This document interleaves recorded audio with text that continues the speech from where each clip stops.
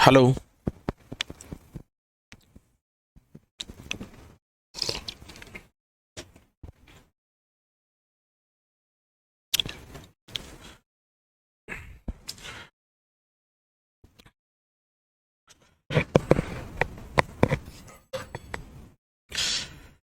चलो भाई। So hello hi. तो हेलो हाय, गुड मॉर्निंग, नमस्ते, राम राम, सत श्री अकाल। कैसे भी आप लोग आए, होप आप सब बढ़िया होंगे। क्या आपको मेरी आवाज आ रही है? हेलो समथिंग डिफरेंट, हेलो एके, हेलो सुधांशु शर्मा, हेलो सौरभ सिंह, नमस्ते भाई। चलिए, क्या बोल रहे हैं? Something different. जय हिंद मैम।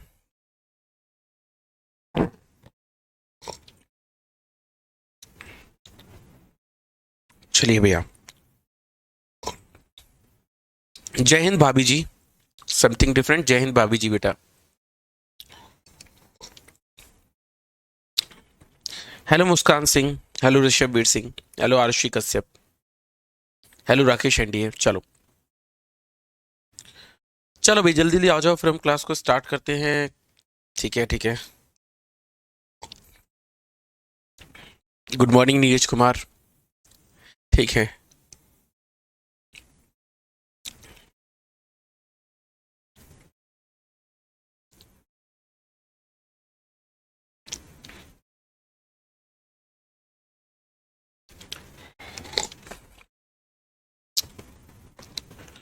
चलिए ठीक है। तो शैल वी बिगिन? क्या हम स्टार्ट करें?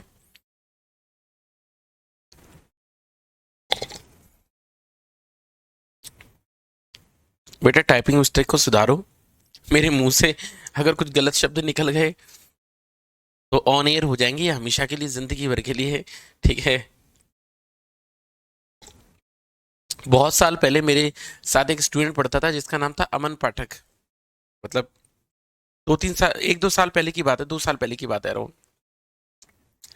और अमन पाठक इतना पॉपुलर है आज भी बच्चों के बीच में। अगर आप मेरे कभी टेलीग्राम वेलीग्राम पे टाइप कर दो ना कि अमन पाठक, तो आप देखेंगे बच्चे ये बोलेंगे, अरे भैया अमन पाठक आ गए, अमन पाठक आ गए। मतलब अमन पाठक इतना ही पॉपुलर है जिंदगी में, जितना ये समझ लीजिए कि मतलब मोदी जी। बहुत गालियां पड़ती थी उस बच्चे को। अब तो क्या डिफेंस में है, नेवी में चला गया है, लेकिन बहुत सुनता था मुझसे। Hello Abhishek Kumar, hello, love you बेटा, लव यू। चलिए ठीक है, चलो स्टार्ट करते हैं क्लास को। तो बेसिकली हम लोग कल क्या पढ़ रहे थे? कल हम लोग पढ़ रहे थे सीरीज एंड पैरेलल कॉम्बिनेशन, यानी समांतर क्रम और सीरीज और पैरेलल कॉम्बिनेशन, जिसको हम कहते हैं समांतर क्रम और श्रेणी क्रम। कल हम ये चीज पढ़कर चल रहे थे, श्रेणी क्रम और समांतर क्रम, इसी से रिलेटेड आज के हमारे टॉपिक है। कल हमने एक टॉपिक पढ़ लिया था कि जिनके अंदर आपको सीरीज और पैरेलल समझ में आता है कि वो सर्किट किस प्रकार के होंगे, वो क्वेश्चन आप आराम से अटेम्प्ट कर सकते हो। कुछ ऐसे भी सर्किट डायग्राम बनते हैं जिनके अंदर सीरीज और पैरेलल यानी श्रेणी क्रम और समांतर क्रम समझ में नहीं आते हैं कि श्रेणी क्रम है कि समांतर क्रम है। उन सर्किट डायग्राम को कैसे सॉल्व करें, उस सर्किट डायग्राम को सॉल्व करने का तरीका हम अब लिखकर चल रहे हैं। जरा देखते हैं कि कौन कौन से हैं, कौन कौन से नहीं है। ठीक है भैया जी। चलिए चलिए, अगर मैं बात लेकर चलूं तो आज हम लोग जो टॉपिक पढ़ रहे हैं पहले से स्टार्ट करते हैं। आपको बताना है इक्विवेलेंट रेसिस्टेंस कितना होगा, यानी तुल्य प्रतिरोध कितना होगा और तुल्य प्रतिरोध कितना नहीं होगा। चलिए, एक सर्किट डायग्राम मेरे पास ये है। ठीक है जी। चलिए इतना ही बनाते हैं। This is A and this is B. ये 2 ओम का रेसिस्टेंस है, ये 2 ओम का रेसिस्टेंस है, ये 2 ओम का रेसिस्टेंस है। इसकी बात लेकर चलो तो हमें बताना है कि आर ए बी कितना होगा। चलिए, आर ए बी कितना होगा हमें बता के चलना है कि आर ए बी की वैल्यू कितनी होगी, कितनी नहीं होगी। तो इक्विवेलेंट रेसिस्टेंस बताना है इस वाले केस में। जरा मुझे बता के चल पाएंगे कि कितना इक्विवेलेंट रेसिस्टेंस होगा, कितना इक्विवेलेंट रेसिस्टेंस नहीं होगा, तुल्य प्रतिरोध कितना होगा। तो ये जो हम मेथड करने वाले हैं ये टाइप नंबर 2 है, और इसको हम पोटेंशियल मेथड कहकर चलते हैं, विभव का मेथड कहकर चलते हैं। और मैंने आपसे कहा था, अगर आपको याद हो पिछला वाला टॉपिक जब हम कैपेसिटर पढ़ रहे थे, तो मैंने आपसे कहा था कि भाई अगर मेरे घर में, अगर मेरे झोपड़े में, अगर मेरे घर झोपड़े में खंबे से तार आते हैं, तो खंबे पे अगर 220 वोल्ट है तो मेरे घर में भी कितना होगा, 220 वोल्ट होगा। और ऐसा मैंने इसलिए कहा था क्योंकि मैंने बोला था कि तार यानी वायर कभी भी पोटेंशियल को, विभव को नहीं बदल सकते। दुनिया की कोई ताकत विभव को नहीं बदल, विभव को कौन कौन बदल सकता है, अगर बीच में रेसिस्टर आ जाए, प्रतिरोध आ जाए जो आ गया है, कैपेसिटर आ जाए जैसे पिछला बार आया था, इंडक्टर आ जाए, प्रेरक आ जाए, सिर्फ आर एल सी या एल सी आर ही सिर्फ इनको बदल सकते हैं और कोई भी इनको नहीं बदल सकता। तो अगर मुझे ये पता चल रहा है कि इनको ये नहीं बदल सकता, वायर कभी नहीं बदल सकते, तो वायर जहां जहां तक चलेंगे, चालक या तार जहां जहां तक चलेंगे वहां वहां तक विभव सेम रहेगा, वहां वहां तक क्या रहेगा, विभव सेम रहेगा। कहने का मतलब ये हुआ कि अगर मान लीजिए मेरे वायर भाई साहब चिंटू के घर से, है ना, सविता के घर पे चले गए, तो वहां तक बेटा क्या होगा, सीधे सीधे वायर क्या होंगे, वोल्टेज मतलब विभव क्या रहेगा, हमेशा सेम बना रहेगा। मतलब वायर कभी भी पोटेंशियल को नहीं बदल सकते। इससे मैंने आपसे ये बात बोलकर चली थी। अब क्योंकि ये सर्किट डायग्राम है तो इसका तो आपको पता चल रहा है, इसका आंसर 6 है। अगर मैं बात कर दूं कि यहां से अगर मैं इसको कनेक्ट कर दूं इस प्रकार से, यहां से कनेक्ट कर दूं इस प्रकार से, क्या अब भी मुझे बता पाएंगे आप? चलिए, अब मुझे एक बात बताइएगा। अब अगर सर्किट डायग्राम को सॉल्व करना है, बिल्कुल भैया जी, अगर सर्किट डायग्राम को सॉल्व करना है तो अब मुझे दिखाई देगा कि अगर ए पोटेंशियल यहां है तो क्योंकि ये सिंपल वायर था तो यहां भी ए होगा। यहां नहीं जा सकते लेकिन ऊपर की तरफ जा सकते हैं, इस वाले जॉइंट पर भी कितना होगा, ए होगा। सभी जॉइंट पर विभव लिखना जरूरी है। अगर मैं बात करूं यहां बी है तो यहां भी कितना होगा बेटा, बी होगा। अगर यहां बी है तो यहां भी कितना होगा बेटा, बी होगा। क्या सारे जॉइंट कवर हो गए? बिल्कुल हो गए। तो बस कुछ नहीं करना है, किनके बीच में निकालना है, ए और बी के बीच में। इन दोनों को लास्ट में लिख लीजिए, ए और बी के बीच में निकालना है, इनको आप लास्ट में लिख लीजिए। और इनके बीच में भी जितने प्रतिरोध जुड़े हैं जोड़ दीजिए। ये किसके बीच में, ए और बी के बीच में, तो ये ए और बी के बीच में जुड़ गया। ये किसके बीच में बेटा, ए और बी के बीच में, तो ए और बी के बीच में एक और जोड़ दिया। इस ये किसके बीच में बेटा, ए और बी के बीच में, तो ये ए और बी के बीच में एक और जोड़ दिया। तो अगर मैं सर्किट डायग्राम की बात करूं तो ये सर्किट डायग्राम कुछ इस तरीके का बन गया, और इस तरीके का बन गया तो सॉल्व करना पड़े कितना निकलेगा, तो आर इक्विवेलेंट की वैल्यू निकलती है पैरेलल सर्किट के अंदर आर बाय एन यानी 2/3। इसका आंसर नंबर की बात करें तो 2/3 is the correct answer. This will be your correct answer. बोलिए भैया जी।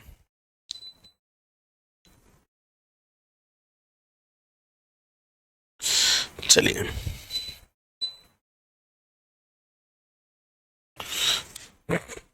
ठीक है, बढ़िया। तो हमें एक बात समझ में आती है कि इसका आंसर नंबर कितना निकल कर जाएगा, आर बाय एन, जिसको हम लिख सकते हैं 2/3। That will be your right answer. मेरी बात समझ में आ रही है बेटा जी? तो क्वेश्चन की बात लेकर चलूं बच्चों, तो क्वेश्चन का सॉल्यूशन आप इस प्रकार से लगा सकते हैं। ठीक है, चले एक और क्वेश्चन की तरफ, एक और क्वेश्चन की तरफ चले, एक और क्वेश्चन की तरफ चले।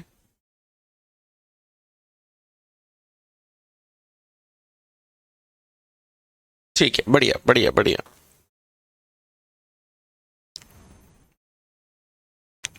कुछ नहीं दूंगा, चलिए भैया, ठीक है। चलिए एक सर्किट डायग्राम और बनाते हैं और इसका आंसर आप लोगों से चाहते हैं कि इसका आंसर कितना होगा कितना नहीं होगा। This is one circuit, this is one third second and this one is third. एक सर्किट डायग्राम यहां से बना लेते हैं, यहां से ये इस प्रकार से गया, यहाँ से ऐसे जोड़ दिया। यहाँ से बात लेकर चलूं तो यहाँ से ये इस प्रकार से गया, यहाँ पर भी एक हो गया, यहाँ पर इसको ऐसे जोड़ दिया। ठीक है जी, इसको हम ऐसे लेकर चले गए, इसको हम ऐसे लेकर चले गए, जो चले गए। चलिए ठीक है, यूं चले गए। इसको सर्किट डायग्राम को थोड़ा सा अच्छा बना देता हूं। ये मेरे पास सर्किट डायग्राम ये बन गया। इसकी वैल्यू 2 ओम हो गई, इसकी वैल्यू 2 ओम हो गई, जे भी 2 ओम हो गया, जे भी 2 ओम हो गया, जे भी 2 ओम हो गया। इन दोनों के बीच में बताना है। जरा बताओ कि आंसर कितना निकलेगा कितना नहीं निकलेगा। तो जरा मुझे बताना कि आर इक्विवेलेंट कितना होगा, या फिर ए और बी के बीच में इक्विवेलेंट रेसिस्टेंस की वैल्यू कितनी निकलेगी कितनी नहीं निकलेगी। जरा बता के तो चलो। चलो भैया जी, मुझे बताना है कि इसके बीच में इक्विवेलेंट रेसिस्टेंस यानी तुल्य प्रतिरोध कितना होएगा और कितना नहीं होएगा। एक सिंपल सा क्वेश्चन है और आप लोगों से इस क्वेश्चन की जानकारी चाहूंगा। कितना होगा, ये सारे क्वेश्चंस आपके पहले भी हो चुके हैं, बस पिछली बार कैपेसिटर था, इस बार रेसिस्टर है। बस सीरीज और पैरेलल चेंज होता है, बाकी पूरा सर्किट डायग्राम एक जैसा बना रहता है। जरा बताओ तो सॉल्व करके आंसर कितना होगा। मोहित शर्मा 1/2, ओके, ठीक है। मोहित शर्मा 1/2, ठीक है।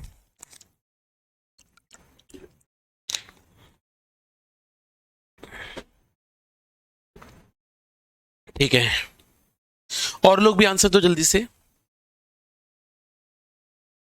चलिए, मैंने आप लोगों को पहले कहा था, याद होगा आपको, ए अगर पोटेंशियल यहाँ है तो यहाँ कितना होगा, इस जॉइंट पर ए होगा। यहाँ नहीं जा सकते, यहाँ नहीं जा सकते क्योंकि बीच में आर है। यहाँ जा सकते हैं क्योंकि यहाँ रास्ता खाली है। यहाँ भी कितना होगा, ए होगा। यहाँ भी कितना होगा बेटा, ए होगा। अब खत्म हो गया ये वाला बी होगा तो यहाँ कितना होगा, बी होगा। यहाँ बी नहीं जा सकते, यहाँ जा सकते हैं, यहाँ कितना होगा, बी होगा। यहाँ कितना होगा बेटा, बी होगा। सभी जॉइंट के बीच में लिख गया, बिल्कुल लिख गया। जिनके बीच में निकालना है उसको आखिरी में लिख लेते हैं। एक ये हो गया, एक ये हो गया, ये ए हो गया, ये बी हो गया। हमें निकालना है कितना उत्तर होगा, तो जितने जुड़े हुए हैं सबको जोड़ देते हैं। जितने जुड़े हुए हैं, तो हमने कहा ये किसके बीच में बेटा, ए और बी के बीच में। तो चलिए, ए और बी के बीच में एक जुड़ गया, ए और बी के बीच में एक जुड़ गया। ये किसके बीच में, ये भी ए और बी के बीच में है। चलिए, ए और बी के बीच में एक और जुड़ गया। ये किसके बीच में, अरे ये भी ए और बी के बीच में है। चलिए, एक और जोड़ दिया ए और बी के बीच में, और कोई तो नहीं है। ये भी, अरे ये भी ए और बी के बीच में, अरे क्या बात है भैया जी। ये भी ए और बी के बीच में, ये किसके बीच में, अरे ये भी ए और बी के बीच में है। अरे बहुत बढ़िया, ये भी ए और बी के बीच में है। इसका मतलब ये हुआ कि दो पांच क्या है, पैरेलल में है। और अगर पांच पैरेलल में है तो हमें पता है कि आर इक्विवेलेंट की वैल्यू कितनी निकलेगी, this will comes out to be R by N होती है। आर की वैल्यू 2 ओम है। ठीक है जी।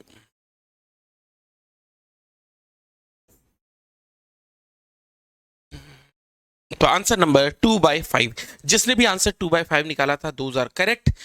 2/5 क्या होगा इस क्वेश्चन का सही उत्तर होगा। और इस तरीके से बच्चों आप इस क्वेश्चन का आंसर मेंशन कर सकते हो, यानी लिखकर चल सकते हो। मुझे बताइए क्या बात सही है। किसी को कुछ सुनने में, देखने में, समझने में कोई परेशानी हो तो आप मुझसे पूछ सकते हैं। पर ये मेथड मैं आपको पहले भी करा चुका हूं, मैंने आपसे कहा था पहले ही समझ लो, दोबारा से कुछ खास समझने की जरूरत नहीं पड़ेगी। तो क्वेश्चन की बात लेकर चलूं तो ये होगा। अब हमने आपसे कहा कि इसमें तो हमको पता लग रहा है कि भाई साहब सबका कितना कितना है। कभी कभार पॉइंट छूट जाते हैं जिनका आपको पोटेंशियल पता नहीं लगता है। वो क्वेश्चन कैसे होते हैं, उन क्वेश्चन की तरफ चलते हैं। So these are next questions. चलिए, मैंने आपसे वैसे कहा तो था कि मैं इस क्वेश्चन को दोबारा नहीं कराऊंगा, लेकिन चलो करा रहे हैं। ठीक है, अगर मैं बात लेकर चलूं कितना होगा, तो मान लीजिए मैं एक सर्किट डायग्राम यहां से बना देता हूं। अबे, सरकारें बदल जाती हैं। चलिए, हमसे पूछा गया आर ए बी कितना होगा। इसका आप अपने आप दिमाग लगाना, क्योंकि कैपेसिटर के क्वेश्चन आप कर चुके हो, तो मुझे लगना चाहिए कि आपको ये क्वेश्चन आना चाहिए। चलिए, मुझे जरा इसका आंसर बताओ कि इसका इक्विवेलेंट कितना होगा, यानी आर ए बी की वैल्यू कितनी निकलेगी, कितनी नहीं निकलेगी। जरा मुझे बताओगे आंसर कितना निकलेगा। देखिए जरा, कौन सबसे पहले उत्तर दे पाता है, कौन इससे सबसे पहले उत्तर दे पाता है, जरा बताइए तो। बोलिए भैया जी, कौन सबसे पहले उत्तर देता है।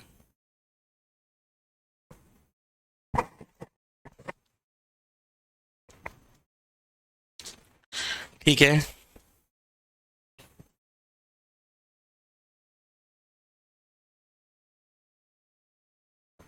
ठीक है नवनीत, गुड मॉर्निंग। चलिए भैया, ठीक है, आंसर बता के चलो जरा, इसका आंसर कितना होगा, कितना नहीं होगा। ठीक है।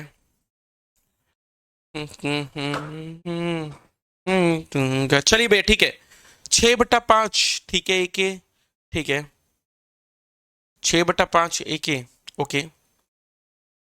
ठीक है, बढ़िया बढ़िया। ठीक है, ऋषभवीर सिंह, ओके। ठीक है, तो भैया जी, चलिए आंसर बताइए जल्दी से कितना होगा, आप लोगों को पता हो तो। देखो भैया, मैंने आपसे क्या कहा था कि भैया जहां तक लिख सकते हो वहां तक लिख लो। अगर ए यहां पर है तो यहां भी कितना होगा बेटा, ए होगा। ये बात मुझे पता है ना, ऊपर जा सकते ना यहां जा सकते, रास्ता बंद है। यहाँ की बात करूं तो यहाँ बी होगा। यहाँ तो नहीं जा सकते, पर यहाँ रास्ता खुला है, और यहाँ जाएंगे तो यहाँ पर रास्ता बी तक पहुंचेगा। पर इस वाले का कौन बताएगा, इस जॉइंट का तो पता नहीं चल रहा। जिसका नहीं पता लग रहा उसको X Y Z P Q R S W4Q कुछ भी लिख दो बेटा। तो जिन जिन के बीच में निकालना है उसको लास्ट में लिखना होता है। चलिए जी, जिन जिन के बीच में निकालना है उसको लास्ट में लिख देते हैं। मैंने आपसे कहा था जिसका नहीं पता है उनको ऐसे में लिखना होता है, पर क्योंकि सिर्फ एक ही है तो एक ही है तो इसको बीच में लिख देते हैं। अगर दो होते तो ऊपर नीचे लिख देते, तीन होते तो ऐसे लिख देते। तो हमने कहा ये एक्स हो गया, ये ए हो गया, ये बी हो गया। ठीक है जी भैया, बात सही है। चलिए एक काम करते हैं, इन दोनों सर्किट डायग्राम को भी ज्वाइन कर सकते हैं। अगर इन दोनों सर्किट डायग्राम को ज्वाइन करें तो क्या है, ए और बी के बीच में एक कनेक्टेड है। चलिए ए और बी के बीच में एक को जोड़ देते हैं, ए और बी। चलिए ये रहा ए और बी। और किसके बीच में कनेक्टेड है, ये बी और एक्स के बीच में कनेक्टेड है। चलिए बी और एक्स। चलिए ठीक है, ये किसके बीच में कनेक्टेड है, ये भी बी और एक्स। चलिए बी और एक्स के बीच में एक कनेक्ट और कर दिया। चलिए हमने कहा और किसके बीच में कनेक्टेड है, ए और एक्स के बीच में कनेक्टेड है, ए और एक्स के बीच में भी एक कनेक्ट कर दिया। अब आपसे पूछा गया है इसका उत्तर कितना निकलेगा, कितना नहीं निकलेगा। ये 2 ओम है, इसकी वैल्यू कितनी है, ये 2 ओम है। इसकी वैल्यू की बात लेकर चलूं, ये 2 ओम है। इसकी वैल्यू की बात करें, ये 2 ओम है। इसकी वैल्यू की बात करें, ये 2 ओम है। और आपसे पूछा गया इसका सही उत्तर कितना होएगा, कितना नहीं होगा। भैया मुझे एक बात बता, बेटे अनपढ़ तो हो नहीं तुम, मुझे ये बताओ ये 2 और 2 को सॉल्व करके एक बना सकते हो। 2 और 2 का आंसर कितना निकलेगा बेटा, एक निकलेगा। अगर ये एक निकलेगा और ये एक दो के साथ किस में चला जाएगा, सीरीज में, तो ये 3 हो जाएगा। तो सर्किट डायग्राम कैसा बन जाएगा, 1 और 2 हो गया 3। और नीचे की तरफ की बात करें, नीचे 2 ओम ऑलरेडी था, ये 2 ओम ऑलरेडी था। अब क्वेश्चन पूछा है कि ए और बी के बीच में कितना होगा। मेरे भाई ए और बी के बीच में कितना होगा अगर निकालना चाहते हो तो अब तो आपको फरफट हो जाना चाहिए इस चीज में। 3 इंटू 2 अपॉन में हो जाएगा 3 प्लस 2। आंसर की बात लेकर चलो कितना निकलेगा, दिस इज 6/5। बेटे अब तो हो जाना चाहिए फरफट बेटे। भैया बताओ भैया।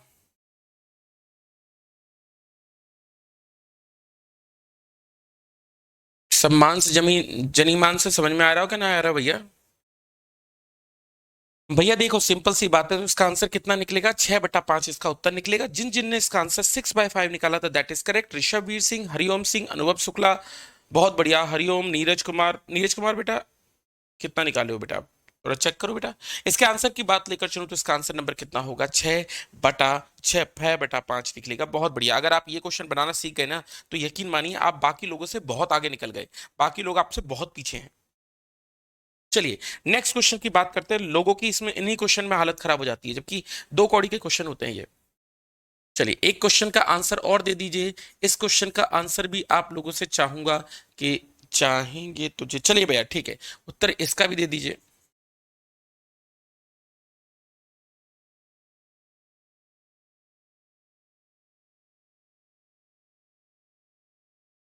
नैनीताल जाना चाहते हैं यार। चलिए ठीक है, चलिए एक सर्किट डायग्राम जो बन गया, जो बन गया।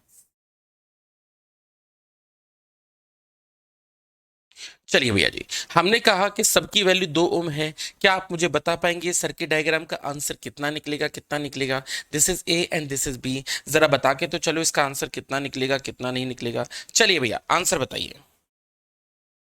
फिगर बहुत प्यारे तो नहीं बनते हैं मुझसे, लेकिन ठीक है, जरा मुझे आंसर बताइए कि इसका आंसर कितना होएगा, कितना नहीं होएगा। चलिए सबकी वैल्यू 2 दे रखी है, आपसे पूछा गया इसका सर्किट डायग्राम का आंसर कितना होएगा, कितना नहीं होएगा। चलिए भैया बताइए तो आंसर कितना होगा।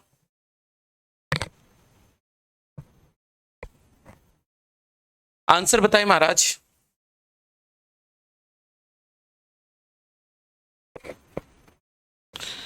चलिए भैया आंसर बताएं। हमने आपसे कहा था कि जहां जहां ए और बी पोटेंशियल है उनको लिख दीजिए। अगर मैं बात करूं ए, तो ए यहां पर होगा बेटा, हमको साफ साफ पता लग रहा है वायर है, यहां नहीं जा सकते, यहां नहीं जा सकते, कोई बात नहीं।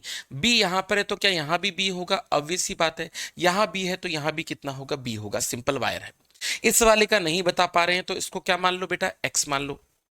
जिसका नहीं बता पा रहे उसको क्या मान लो बेटा, एक्स मान लो। चलिए जी, जिनके बीच में निकालना है उनको आखिरी में लिख लीजिए, और जिनका नहीं पता है उसको बीच में लिख लीजिए। चलिए ये हो गया x, सबको जोड़ दीजिए, जितने भी आप जोड़ सकते हो जो आपको आता है उसको जोड़ दीजिए। हम अगर बात लेकर चलें तो ये 2 ओम किसके बीच में, a और x के बीच में। चलिए a और x के बीच में 2 को जोड़ दिया। ये किसके बीच में बेटा, b और x के बीच में। b और x के बीच में 2 को जोड़ दिया। ये किसके बीच में कनेक्टेड है बेटा, b और x के बीच में। तो b और x के बीच में एक और को जोड़ दिया।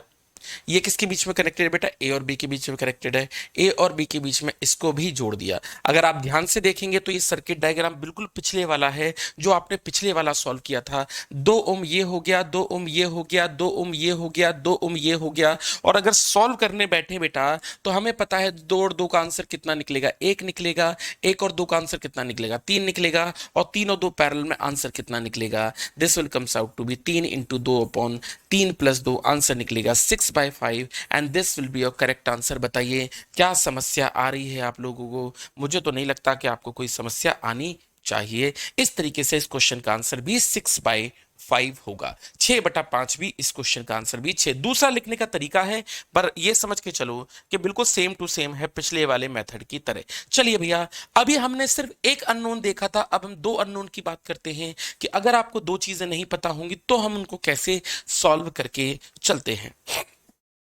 ठीक है जी, चलिए 2 अननोन की बात करते हैं। चलिए एक और सर्किट डायग्राम की बात करते हैं। चलिए, हमने आपसे कहा कि एक ये बना हुआ है, एक ये बना हुआ है, एक ये बना हुआ है, यहां से एक ये बना हुआ है और यहां से एक ये बना हुआ है। ये भी 2 ओम का है, ये भी 2 ओम का है, ये भी 2 ओम का है, ये भी 2 ओम का है, ये भी 2 ओम का है। आपको मुझे बताना है कि ए और बी के बीच में कितना होगा। पिछला वाला कॉन्सेप्ट लगाइए और बिल्कुल सेम टू सेम मेथड है। आप मुझे बताइए इसका आंसर कितना होएगा और कितना नहीं होएगा। चलिए जरा देखिए कौन मुझे इस क्वेश्चन का आंसर दे पाता है।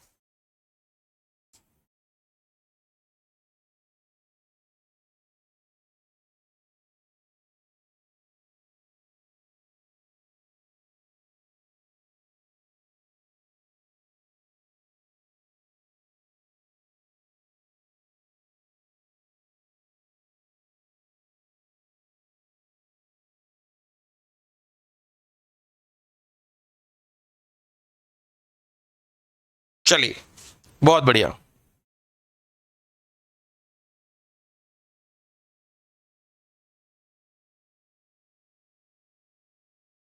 आंसर बताया आप लोगों ने?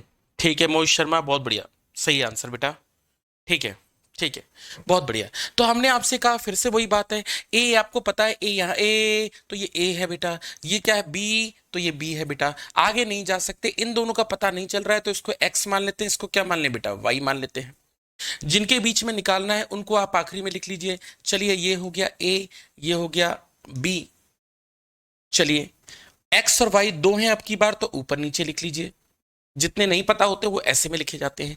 इनकी बात लेकर चलूं तो इसको x बोल देते हैं, इसको क्या बोल दे, y बोल देते हैं। जितने भी जुड़े हुए जोड़ देते हैं। ये हो गया आप लोग का a और x के बीच में कनेक्टेड है तो a और x के बीच में कनेक्टेड है। x और y के बीच में कनेक्टेड है, x और y के बीच में कनेक्टेड है। b और y के बीच में कनेक्टेड है, b और y के बीच में कनेक्टेड है। a और y के बीच में कनेक्टेड है, a और y के बीच में कनेक्टेड है।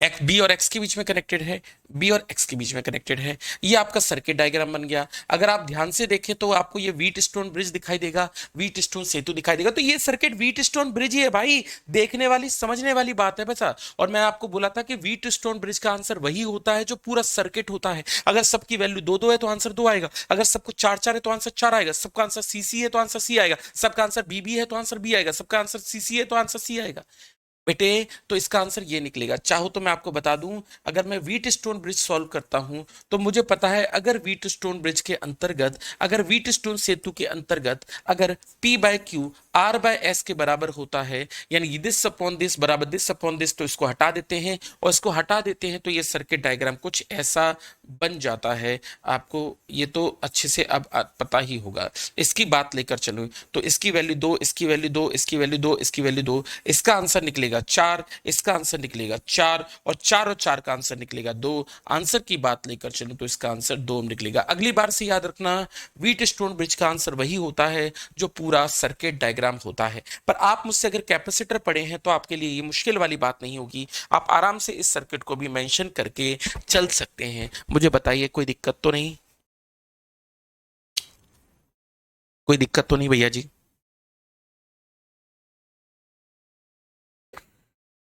आगे चलें? आगे चलें, चलिए जी। ठीक है, आगे चलें।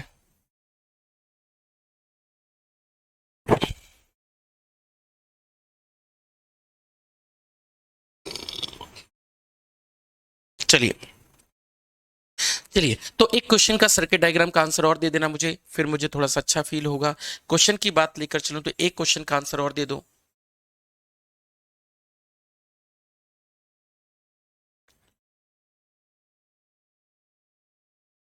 बताएं इस क्वेश्चन का आंसर कितना होगा। सबकी वैल्यू दो दो ओम है। आपको मुझे बताना है कि ए और बी के बीच में कितना होगा कितना नहीं होगा। This is A and this is B. सबकी वैल्यू दो ओम है। सोच समझ के आराम से क्वेश्चन करें और मुझे बताएं कि इसका आंसर कितना निकलेगा और कितना आंसर नहीं निकलेगा। फिर हम चलते हैं अगली बात पर।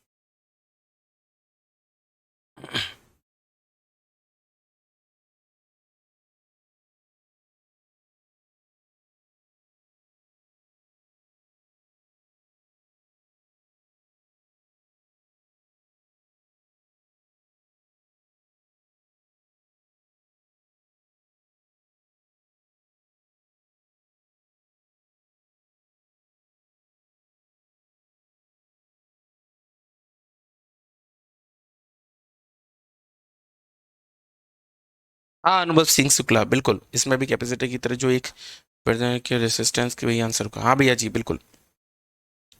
चलिए ठीक है। चलो आंसर बता दो मुझे कितना होगा कितना नहीं होगा। नीरज कुमार, अच्छा भैया जी ठीक है। ठीक है, आंसर सही है बेटा नीरज कुमार आपका। राकेश एंड ये दो, बेटा चेक करो राकेश। राकेश बेटा चेक करो बेटा, आपके क्वेश्चन में गड़बड़ है। नीरज कुमार सही आंसर है, एक के बिल्कुल सही आंसर है बेटा।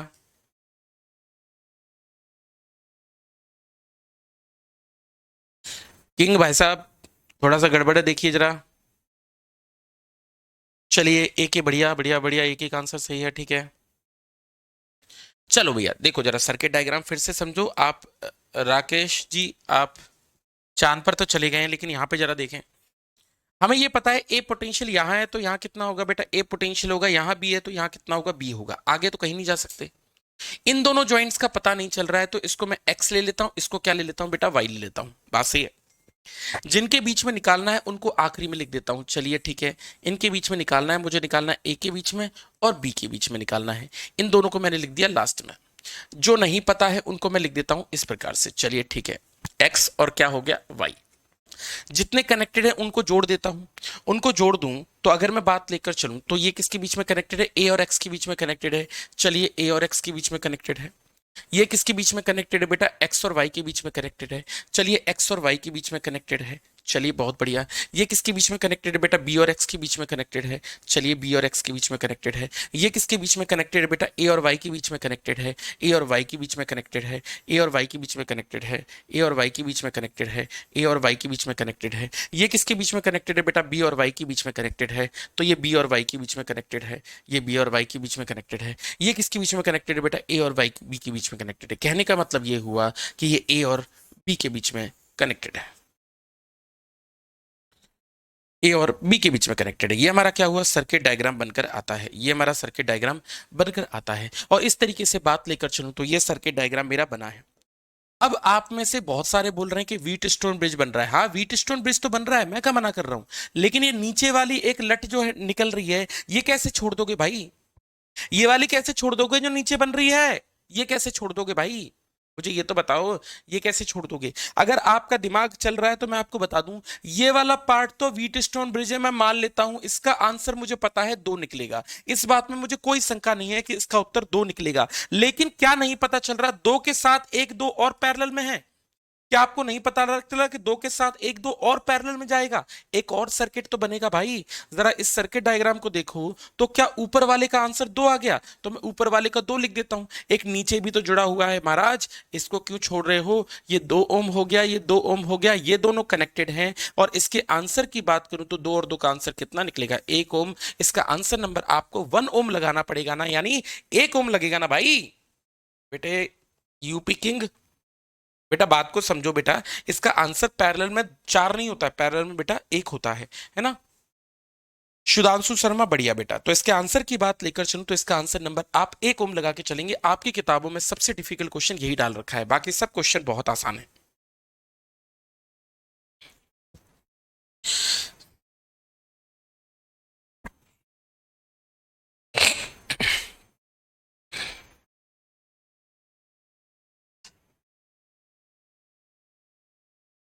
चलिए, बहुत बढ़िया, बहुत बढ़िया।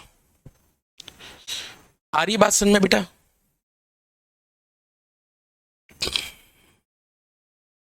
आगे चलें, बोलो भाई।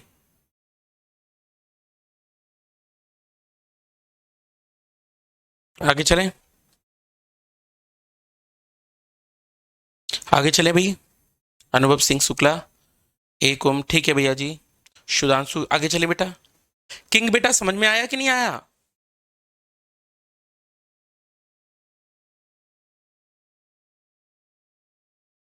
और वो कहाँ चला गया जो डिफरेंट है सबसे? उसके उत्तर नहीं आते? वे कमेंट लगाता रहते हैं क्या ये हुआ साहब, हमारे यहाँ ये हुआ, हमारे घर में कलेश हो गया। चलिए भाई ठीक है, नेक्स्ट चीज की बात करते हैं। अगली बात, दो मेथड डिस्कस करने वाला हूं, इन दोनों मेथड्स के बारे में बातचीत कर लेते हैं कि क्या है क्या नहीं है। दो मेथड डिस्कस कर लेता हूं, चलिए। स्कूल में दो मेथड और पढ़े थे अगर आपको याद होगा, उन मेथड को हम बोलते थे फोल्डिंग मेथड और मिरर मेथड। तो आइए दो मेथड को और डिस्कस कर ले स्कूल वाले। इसको बोलते हैं मिरर मेथड यानी दर्पण मेथड,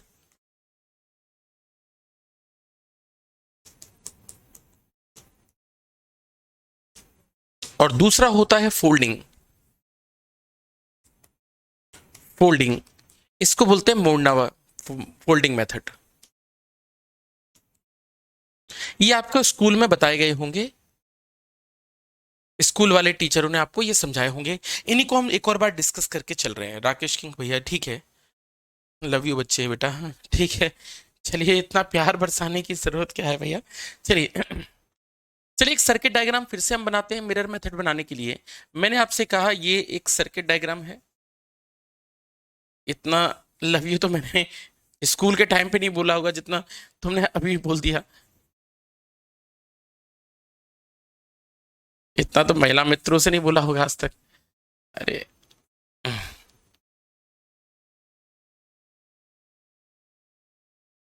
चलिए ठीक है। ये सर्किट डायग्राम बना रखा है और हमने बोला ये मेरे पास एक सेंटर में है। इसका हमें बताना है, इसकी वैल्यू 2 ओम है, इसकी वैल्यू 2 ओम है, इसकी वैल्यू 2 ओम है, इसकी वैल्यू 2 ओम है। सबकी वैल्यू मैंने कितनी ले रखी है? 2 ओम, 2 ओम, 2 ओम, 2 ओम ले रखी है। चलिए ठीक है जी। यही सेम सर्किट डायग्राम बेटा मैं यहां पर भी बना रहा हूं। यहां पर बात लेकर चलूं तो मैंने यहां पर भी सर्किट डायग्राम बनाया। 1, 2, 3, 4, और इनके बीच में भी लगा दिया मैंने ये। और ये भी मेरा सर्किट डायग्राम बन गया। ये भी 2 ओम है, ये भी 2 ओम है, ये भी 2 ओम है, ये भी 2 ओम है, ये भी 2 ओम है। तो सबकी वैल्यू कितनी है बेटा? 2 2 ओम है। बात समझ आ रही है? ठीक है भैया जी, ठीक है। सर आपकी भी महिला मित्र ठीक है, आपकी भी क्या क्या मतलब है बेटे? आकाश शर्मा, कहना क्या चाहते हो? आपकी भी मतलब मेरे जैसे गए गुजरे की महिला मित्र नहीं हो सकती हैं? बेटे जितनी तुम्हारी दोस्ती नहीं है ना, जितने से है उतनी महिला मित्र रही होंगी। ऐसा नहीं है यार। महिला मित्र का मतलब है कि दोस्ती वाली चीज कह रहे हैं, फ्रेंडशिप वाली चीज है। फ्रेंडशिप वाली चीज तो होती ही है, हर एक के स्कूल्स में होती है। स्कूलों में तो यह चलता ही है, कॉलेजेस में भी ये होता है ना। खासकर हम स्कूल की बात करते हैं, स्कूल में तो दोस्ती होती ही है यार। सब साथ में पढ़ते हैं, है ना। 12th क्लास तक साथ में पढ़ते हैं। बचपन में उनके साथ गेम, मतलब जब हम फर्स्ट सेकंड थर्ड क्लास में होते हैं, फोर्थ क्लास में होते हैं, तो उन्हीं के साथ में हमने गेम खेले हैं, है ना। छोटे में गेम्स खेले हैं, है ना, खो खो वगैरह खेल रहे हैं। और बचपन में उन्हीं के साथ हमने गेम खेले हैं कि वो जो नहीं होता था सर्कल बना के मैम खिलवाती थी, पीछे की तरफ रूमाल रख देती थी, रूमाल वाला गेम होता था ना इस तरीके का। तो भैया इस तरह की चीजें हुआ करती थी। तो बहुत ये बचपन में गेम खेला। अब उन्हीं के साथ हम बड़े हुए हैं, 5th में हो गए, 8th में हो गए, फिर 10th आ गई, फिर 12th आ गई। तो हम तो भैया एक ही स्कूल से पास आउट है, फर्स्ट से लेकर 12th तक। और उन्हीं लोगों के साथ पास आउट है जिनके साथ 12 साल तक पढ़ाई की है। तो दोस्ती तो होती है।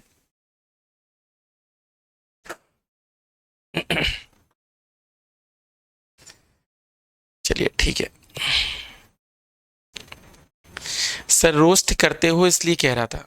अरे तो ये रोस्टिंग का सिलसिला तो दिल पे लगी है इसलिए है, वरना पहले रोस्टिंग थोड़ी ना हुआ करती थी।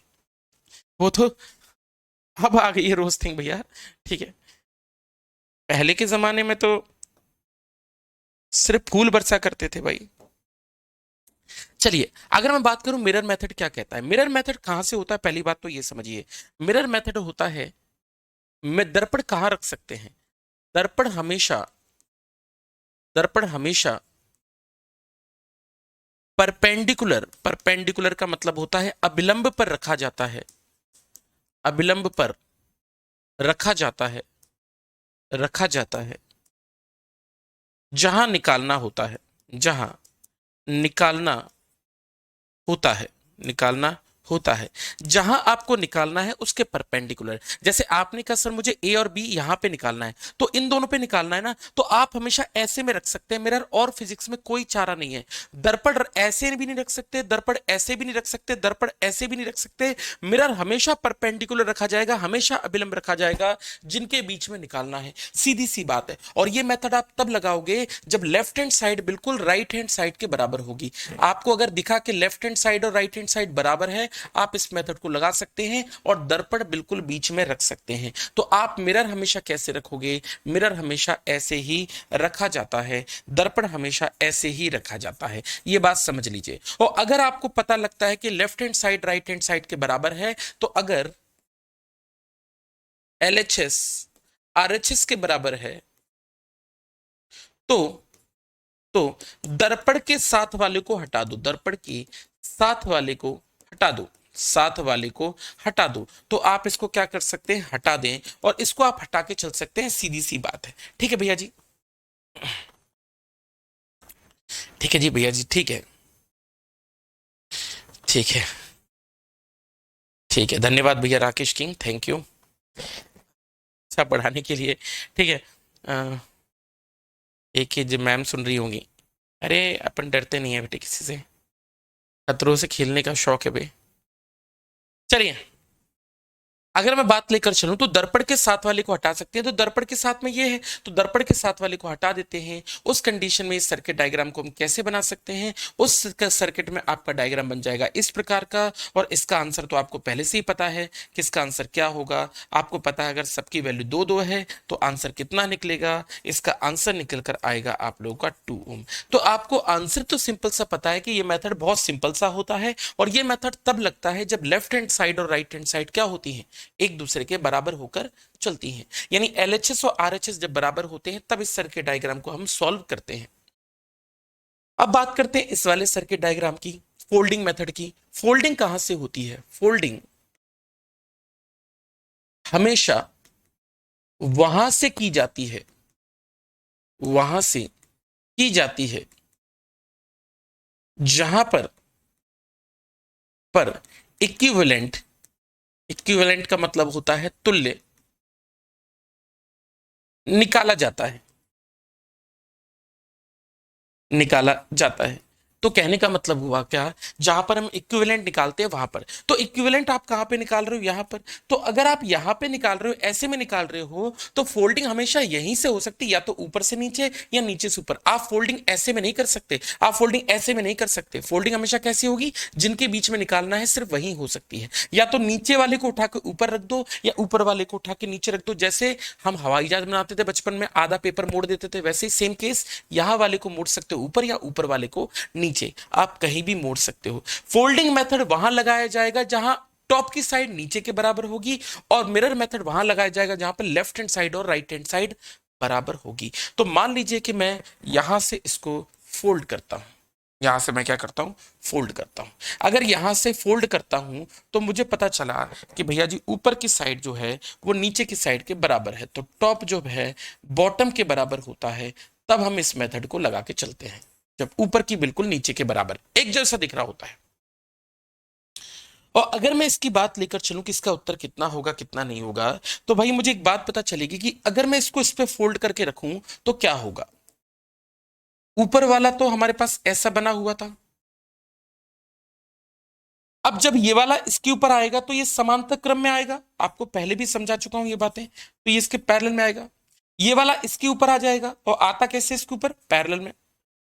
ये वाला बीच वाला तो खाली छूट जाएगा, इसका तो कोई मकसद है नहीं भाई, ये तो किसी के ऊपर आएगा नहीं, खाली छूट जाएगा, ओपन हो जाएगा, खुला रह जाएगा।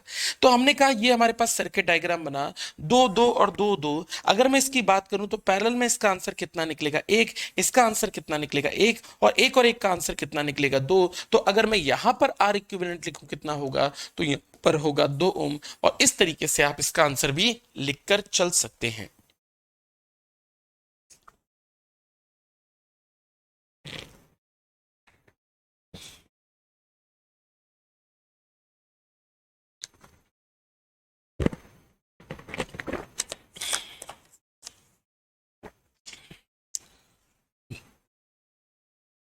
बात आ रही समझ में? तो आपको एक बात बहुत सिंपल सी समझ में आएगी कि हम इस तरीके से सर्किट डायग्राम को सॉल्व कर सकते हैं, यानी लिखकर चल सकते हैं। ये हमारे दो मेथड और हो गए, जिनको मिरर मेथड और फोल्डिंग मेथड कहकर चलते हैं। क्या बोल रहे राकेश, आपसे 12th में पढ़े होते तो आज मैं यूपी का टॉपर होता। सब टीचर रटवाते थे। फिजिक्स तो 11th 12th में रटवाते ही हैं लोग यार, है ना। अगर 11th 12th के टीचर पढ़ाने लग गए तो फिर कोचिंग इंडस्ट्रीज का क्या होगा। उन लोगों को स्कूल के टीचरों का भला देखना है, अपने साथियों का, कोचिंग वालों का, है ना। जब आप स्कूल में सत्यानाश करके आओगे तभी तो कोचिंग पढ़ोगे। अगर आप स्कूल में पढ़ाते तो हम पे क्या पैसे आते, हम तो भूखे मर रहे होते, भूखे नंगे घूम रहे होते रोडों पर हमको पैसा कहाँ से मिल रहा है, वहीं से तो मिल रहा है। इसलिए बढ़िया है कि स्कूल वाले नहीं पढ़ा रहे हैं। नहीं यार, स्कूल में पढ़ाया जाना चाहिए, मैं हमेशा कहता हूँ इस बात को कि स्कूल मजाक एक अलग तरह है, लेकिन मैं जरूर कहता हूँ कि जिस बंदे को जिस दिन मतलब इंडिया में जिस बंदे को ये पता लग गया कि मेरा 11th 12th मेरी जिंदगी का सूत्रधार है, मेरी जिंदगी बनेगी सिर्फ 11th 12th पढ़कर, 11th 12th में जी जान लगा दो, क्योंकि मेरी जिंदगी आगे कैसी होगी सिर्फ और सिर्फ 11th 12th पर निर्भर करती है। अगर मैंने 11th 12th पढ़ ली, समझ लो मेरी जिंदगी बन गई, और मैंने 11th 12th खराब कर दी मतलब मेरी जिंदगी बिगड़ गई। वो बंदा ये सीख जाएगा कि हाँ 11th 12th ही सब कुछ है, जो बंदा समझ पाता है। पर मैंने वही कहा ना, 11th 12th में टीचर्स भी कुछ ऐसे मिलते हैं, हम लोगों में भी एक जवानी आ जाती है, जवानी का स्टार्टिंग हो रही होती है।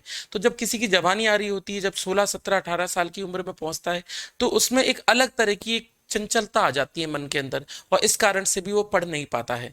तो भैया मेरा एक सिंपल सा सुझाव ये है कि पहले तो भैया 11th 12th को पहचाने, 11th 12th जिंदगी में बहुत बड़ी चीज है, 11th 12th ही सब कुछ होता है। ठीक है भैया, देखिए स्कूल वाले टीचरों के पास कोचिंग जाने का तो कोई सेंस बनता नहीं है, देखो। लेकिन फिर भी मैं आपसे ये जरूर कहूंगा कि भाई अपनी अपनी बात है, ठीक है। सारे कोचिंग वाले पैसा कैसे कमा रहे हैं, ऐसे ही तो कमा रहे हैं यार। चलिए, चलिए ठीक है। ठीक है सर, मुझे इग्नोर करना ही ठीक है, आई एम वेरी बास स्टूडेंट। अरे ये क्या होता है भैया। चलिए ठीक है सर, पहले इन क्वेश्चन को देखता था चलते रहे, बट अब तो बवाल काट दूंगा ठीक, हाँ भाई बिल्कुल आकाश शर्मा। क्वेश्चन दो कौड़ी के क्वेश्चन होते हैं सीरीज पैरेलल के। चलिए एक और क्वेश्चन की तरफ चलते हैं, एक और क्वेश्चन पे चलते हैं। इसको हम फिजिक्स में बोलते हैं इनफाइनाइट सीरीज। इनफाइनाइट सीरीज, अनंत श्रेणी। अनंत श्रेणी की बात करते हैं। इनफाइनाइट सीरीज के क्वेश्चन की बात लेकर चलते हैं। इनफाइनाइट सीरीज के बच्चों क्वेश्चन की बात करते हैं कि इनफाइनाइट सीरीज के क्वेश्चन कैसे बनते हैं। कैपेसिटर में भी आपने किए थे, दोबारा से हम बनाते हैं। देखिए मान लीजिए एक सर्किट डायग्राम ये हो गया,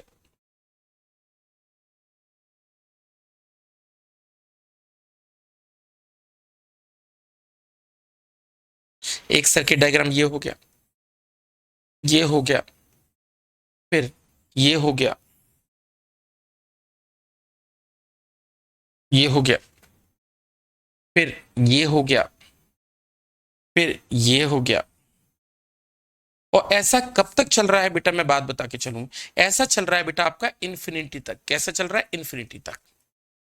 इसकी वैल्यू को मैं 1 लिख देता हूं, इसकी वैल्यू को 2, इसकी वैल्यू को 1, इसकी वैल्यू को 2, और इस तरीके से मैं लिख सकता हूं। चलिए इसकी वैल्यू को मैं क्या लिख सकता हूं बेटा, लिखकर चल सकता हूं। ठीक है जी भैया। चलिए, तो हमें एक बात समझ में आती है। ठीक है, ठीक है, चलिए ठीक है। स्कूल वाले सर ना पढ़ाते तो वो स्कूल में मारते थे। अबे स्कूल में पढ़े हो क्या बेटे, कहाँ पढ़े हुए हैं। चलिए ठीक है, ठीक है, क्वेश्चन की बात लेकर चलूं तो मेरी बात को समझिएगा। मैंने आपसे कहा कि मान लीजिए मुझे ए और बी के बीच में निकालना है कितना होगा। ऐसे क्वेश्चन इनफाइनाइट के कैसे होते हैं। लोगों को यह लगता है कि इन्फिनिटी सीरीज का मतलब है, अनंत श्रेणी का मतलब है कि इसका आंसर भी अनंत होगा। नहीं भाई, ऐसा नहीं होता है। इनफाइनाइट का सीरीज का आंसर इन्फिनिटी नहीं होता, अनंत श्रेणी का आंसर अनंत नहीं होता। पहली बात ये समझिए, ना ही इसका आंसर जीरो होता, ना ही आंसर अनंत होता। आपके ऑप्शंस में इन्फिनिटी ऑप्शन जरूर होगा, लेकिन इन्फिनिटी कभी लगा के मत आना। अब इसका आंसर क्या होगा, कैसे करें। तो पहली बात क्या होती है, आप एक दो प्रतिरोध छोड़कर, एक दो रेसिस्टेंस छोड़कर, या ये रिपीटेशन करके, पुनरावृत्ति देख करके एक दो फिर से रिपीटेशन हुआ, तो आप एक दो छोड़कर बाकी पूरे सर्किट को, दो छोड़कर पूरे सर्किट को क्या मान लो, इस पूरे का आंसर एक मान लो। इस पूरे का आंसर मान लेता हूं लेट इक्विवेलेंट, इन सबका तुल्य में मान लेता हूं कितना, इन सबका तुल्य में मान लेता हूं क्या, एक्स। आपकी मर्जी है भाई, मैं ऐसा कह रहा हूं, मैं ये कहकर चल रहा हूं कि ये सर्किट डायग्राम था, तो मैं एक दो छोड़ देता हूं, एक और दो छोड़ देता हूं, मुझे पता है रिपीटेशन हो रहा है, पुनरावृत्ति, एक दो फिर से एक दो फिर से एक दो फिर से एक दो। तो एक काम करते हैं ना, इस पूरे का आंसर कितना मान लेता हूं, एक्स मान लेता हूं। मैं आपको हमेशा बोलूं, आप दो को छोड़कर जितना भी आगे का पोर्शन होगा सबको क्या मान लो, एक्स मान लो। सबको क्या मान लो, एक्स मान लो। सबको क्या मान लो, एक्स मान लो। तो हमें यह पता चला, हमने इस पूरे का आंसर आगे वाले का जो इन्फिनिटी तक चल रहा था उसका आंसर एक्स मान लिया। कुछ तो निकलेगा, पी दो तीन पांच, 8/5 कुछ तो निकलेगा। हमने इस पूरे का मान लिया क्या, एक्स। अगर इन्फिनिटी का आंसर एक्स है, अगर अनंत का आंसर एक्स है, अगर अनंत का आंसर एक्स है, तो क्या इसमें एक दो जोड़ दूंगा तो कुछ फर्क पड़ जाएगा क्या बेटा। इन्फिनिटी का अगर आंसर एक्स था तो एक दो जोड़ देंगे तब भी तो आंसर एक्स ही रहेगा। मेरी बात को समझना, फिर से सुनना। मैंने कहा मैं टमाटर लेने गया 1 कुंटल, उसमें मैंने टमाटर वाले से रिक्वेस्ट की कि टमाटर वाले भैया हमें 2 टमाटर एक्स्ट्रा दे दो। तो क्या वो 2 टमाटर के लिए आपके बुरा मान जाएगा कि 1 कुंटल में कुछ फर्क नहीं पड़ता भाई, पैसे तो वो आपसे 1 कुंटल के ही लेगा, 2 टमाटर एक्स्ट्रा लेगा। वैसे ही आपने कहा इन्फिनिटी का अगर आंसर एक्स है तो एक दो जोड़ दूंगा तो उसका आंसर भी क्या बनेगा, एक्स ही तो रहेगा। बोलो भैया, बात सिंपल सी है। तो आपको भी पता लगता है कि इसका आंसर भी क्या रहेगा बेटा, एक्स ही रहेगा। तो एक काम करते हैं, इस सर्किट डायग्राम को अगर मैं सॉल्व करूं तो क्या इस सर्किट डायग्राम को ऐसा बना सकता हूं, क्योंकि भैया जी आपने कहा कि भैया जी पहला तो ये था, ये एक बना हुआ था, ठीक है जी, ये बना हुआ था एक, ये वाला दो वाला दो था, चलिए। और बाकी जो ये वाला था, इधर से हमने पूरे को क्या मान लिया, एक्स। तो इस वन से पूरे को आगे को क्या मान लिया, एक्स। तो इस वन को हमने क्या लिख दिया, पूरा का पूरा एक्स लिख दिया। पूरा का पूरा क्या लिख दिया बेटा, एक्स लिख दिया। ये एक्स हो गया, ये दो हो गया, ये एक हो गया। क्या यही सर्किट डायग्राम बन गया सॉल्व होके, क्या यही डायग्राम बन गया, बिल्कुल सही बात है। आप मुझे एक बात बताओ, मैंने आपसे कहा एक्स में एक दो जोड़ दूंगा तब भी तो आंसर एक्स ही रहेगा। चलो जोड़ देते हैं। ये दोनों क्या होंगे बेटा, सीरीज में श्रेणी क्रम में। ये क्या होंगे बेटा, सीरीज में श्रेणी क्रम में। और ये सीरीज में आने के बाद ये इसके साथ क्या रहेगा, पैरेलल में। यानी इन दोनों का आंसर हो गया 2 + x। तो 2 + x इंटू 1/2 + x + 1, है ना, पैरेलल में सॉल्व कर दिया। तो ये हो गया 2 + x R1 R2, यानी इंटू में 1/2 + x प्लस में 1, 2 + x प्लस में 1 बराबर, ये क्या हो गया,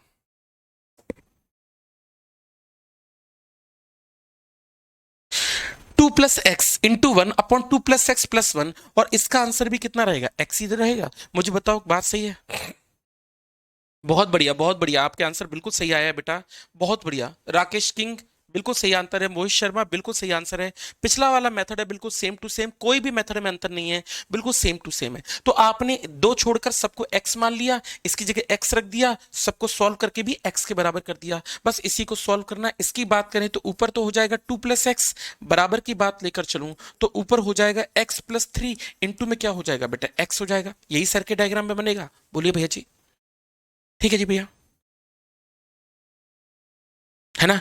इसकी बात लेकर चलो कितना निकल कर आएगा, दिस इज 2 + x बराबर में हो जाएगा x² प्लस में कितना हो जाएगा 3x। इसकी बात लेकर चले कितना, x², ये हो जाएगा प्लस का 2x माइनस में 2 = 0। मुझे बताइए क्या बात सही है। बहुत बढ़िया, सभी के आंसर निकलते जा रहे हैं और सभी लोग बिल्कुल सही उत्तर देते जा रहे हैं। तो मुझे ये पता चला कि इसका सर्किट डायग्राम का आंसर कितना निकला, x square plus two x minus में टू इक्वल टू जीरो। बस आपको इसको सॉल्व करना है, इसके रूट निकालने हैं मेरे भाई। रूट निकालना चाहो तो रूट निकाल सकते हो, रूट निकालना चाहे तो रूट्स क्या होंगे इसके, ये होगा, ठीक है।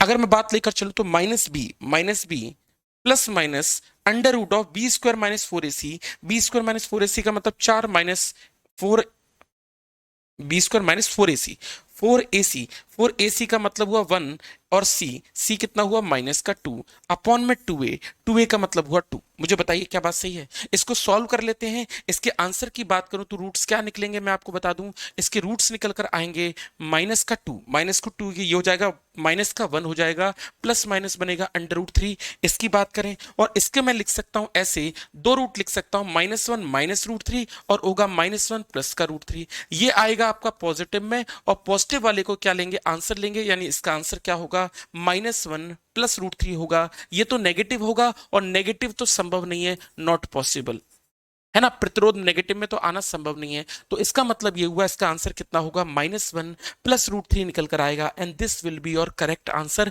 इस तरीके से आप इनफाइनाइट सीरीज का आंसर लिख सकते हैं, जो हमेशा आसान होती है, और बहुत आसानी से आप क्वेश्चन को सॉल्व कर सकते हैं कि आंसर कितना निकलेगा और बेटा कितना नहीं निकलेगा। क्या बात आपको समझ में आई। कोई मेथड मुश्किल तो है नहीं, दो कौड़ी का मेथड है। आगे का एक्स माना, इसकी जगह एक्स रखा, सबको सॉल्व करके भी एक्स के बराबर कर दिया। लो भैया जी, क्या दिक्कत है। किसके बराबर कर दिया, एक्स के बराबर कर दिया। बोलो भैया क्या दिक्कत है, क्या परेशानी है ना। सिंपल सी बात है, हमने इसको x के बराबर कर दिया। चलो ठीक है, अगर आपको ये मेथड समझ में आ गया हो तो इस साल का क्वेश्चन देख लो। इस साल के क्वेश्चन का आंसर बिना देखे करिएगा, कोशिश करिएगा। सॉल्यूशन तो इसमें है, लेकिन फिर भी मैं चाहूंगा कि आप सिर्फ क्वेश्चन पे ध्यान दें और मुझे बताना इसका आंसर आप निकाल पाते हो या नहीं निकाल पाते हो। इस साल के पेपर का जरा देखें, क्वेश्चन कैसा था और कैसा नहीं था। चलिए जरा इस बार के क्वेश्चन को देखते हैं, ठीक है।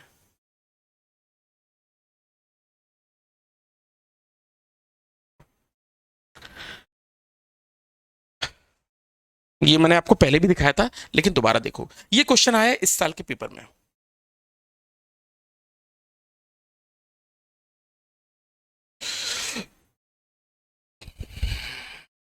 देखो जरा, इस साल के पेपर में ये वाला क्वेश्चन आया है। क्या आप मुझे बता पाएंगे क्या होगा। ये एनडी के पेपर का है, एयरफोर्स नेवी के पेपर को भी हम डिस्कस करते चलेंगे साथ साथ। आप मुझे बताओगे जरा आंसर क्या होगा क्या नहीं होगा। ये क्वेश्चन है, दो कौड़ी का क्वेश्चन है। मैंने आपसे क्या कहा, दो छोड़कर बाकी जितने भी थे उनको क्या मान लो बेटा, एक्स मान लो। बाकी पूरे को क्या मान लो बेटा, एक्स मान लो। बोलो भैया, बोलो भैया जी, पूरे को क्या मान लो, एक्स मान लो। तो भैया जी हमने इस पूरे को, ये दो छोड़कर पूरे को क्या मान लिया, एक्स मान लिया। इसकी जगह हमने क्या मान लिया, एक्स मान लिया। ये देखो, पूरे इसकी जगह क्या मान लिया, एक्स मान लिया। अगर इसको x मान लिया तो ये सर्किट डायग्राम बन गया, और बस हमें सॉल्व करना है और हमें बताना है इसका आंसर कितना होगा। भाई इसमें से कोई ऐसा ही बंदा, अगर आपने एक बार भी सॉल्व कर रखा है तो आपके लिए बहुत आसान है। ये दोनों क्या है बेटा, पैरेलल में सर्किट है ना। ये दोनों किस में, पैरेलल में। तो r into X upon R plus X, जैसे पहले था, प्लस में क्या हो जाएगा, r इक्वल टू क्या मान लिया, x के बराबर मान लिया। बोलिए भैया जी, देखो जरा सर्किट डायग्राम। किसी को देखने में कोई परेशानी हो तो मुझे बता दो।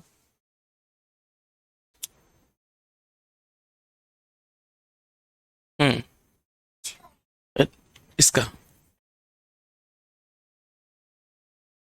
ये यहाँ का, हम्म, ये अंदर का, ठीक है। बोलो भैया जी, क्या इस क्वेश्चन को किसी में परेशानी हो, गलत कर पाओगे क्या इस क्वेश्चन को, गलत ही नहीं कर पाओगे भाई। सिंपल सी बात है। अब ये सर्किट डायग्राम बन गया तो आपको सॉल्व करना है। ये दोनों समांतर क्रम में, R into X upon R plus X इसके साथ सीरीज में है, और इनको सॉल्व करके बराबर एक्स कर दिया। एक रूट्स निकाल लिए, रूट निकले, प्लस वाला रूट ले लिया, two plus two root five. मुझे बताइए क्या आंसर में दिक्कत थी भाई। बोलो भैया क्या दिक्कत थी। जीरो और इन्फिनिटी तो कभी आंसर हो ही नहीं सकता, मैंने आपको 50 बार बोला है। ये दोनों ऑप्शन तो कभी हो ही नहीं सकते। हाँ ठीक है। तो क्वेश्चन की बात लेकर चलो तो इसका आंसर नंबर हम लगा के चल सकते हैं, and this will B, note कर लेने ना। अरे ये तो आपको मिलता रहता है यार, आपको हमेशा ही मिलता है ये पेपर तो यार। कौन है यार, सुनामी, सुनामी चौधरी बेटा, ये तो मिलता ही रहता है आपको। सुनामी बेटा ये तो मिलता ही रहता है आपको यार, इसको भी नोट करोगे क्या। और मेरे से, अरे यार ये तो पेपर हमेशा ही मिलता रहता है यार, पब्लिक डोमेन में अवेलेबल है ये पेपर तो।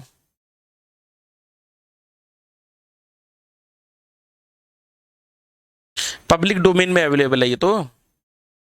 चलिए, तो क्वेश्चन की बात लेकर चलो, तो क्वेश्चन का आंसर हम क्या लगा सकते हैं, सीधी सीधे ये लगा के चल सकते हैं, ठीक है ना। तो अगर मुझे इन्फिनिटी सीरीज का क्वेश्चन पूछा जाए तो उस क्वेश्चन का आंसर हम इस प्रकार से लगा के चल सकते हैं। और इतने टाइप के क्वेश्चन आपके सीरीज और पैरेलल के अंदर बनकर चलते हैं, नहीं नहीं करो, सीरीज और पैरेलल के अंदर करके चल सकते हैं क्या।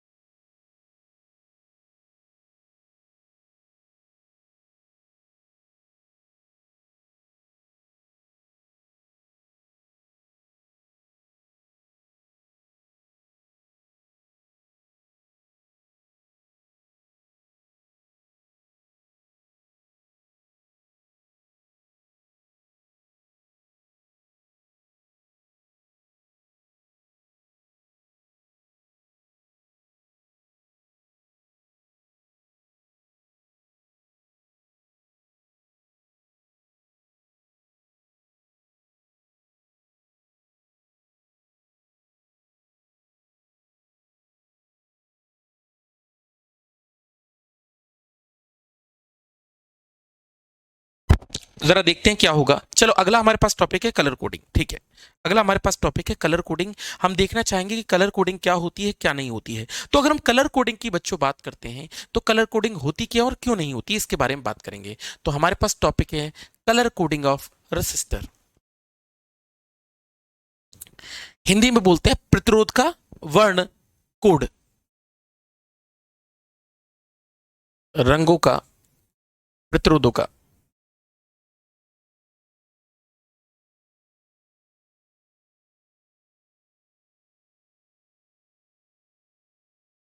चलिए, कलर कोडिंग, पहली बात, रेसिस्टर बनते कौन कौन सी चीजों के हैं, यानी प्रतिरोध अगर मुझे बनाने हैं तो प्रतिरोध किन किन दो चीजों के मिलकर बनते हैं। तो मैं आपको बता दूं, रेसिस्टर दो चीजों के मिलकर बनते हैं। पहले जमाने में जो रेसिस्टर बनाए जाते थे वो बनाए जाते थे एलॉयज के। एलॉयज मतलब होता है मिश्रित धातु के बनाए जाते थे।